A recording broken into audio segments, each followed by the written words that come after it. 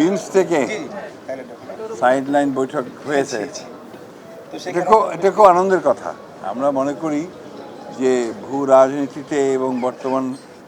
বিশ্ব রাজনীতির যে প্রেক্ষাপট এবং বাংলাদেশ ভারতের এই অঞ্চলে যে প্রেক্ষাপট, সেই প্রেক্ষাপটে আমাদের প্রধান উপদেষ্টা এবং ডক্টর ইউনূস এবং ভারতের প্রধানমন্ত্রী আপনার মোদি সাহেবের বৈঠকটা, এটা আমাদের সামনে একটা আশার একটা আলো তৈরি করছে যে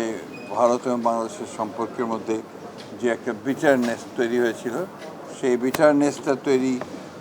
যেন আর বেশি না সামনে যায়, অথবা এটা আপনার যেন কমে আসে,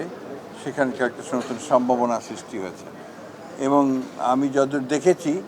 তাতে করে আমার মনে হয়েছে যে এই ব্যাপারে দুজনেই যথেষ্ট আন্তরিক, এবং এটা নিঃসন্দেহে বাংলাদেশের মানুষকে এবং ভারতের মানুষকে, দুই দেশের মানুষকেই এটা উপকার করবে।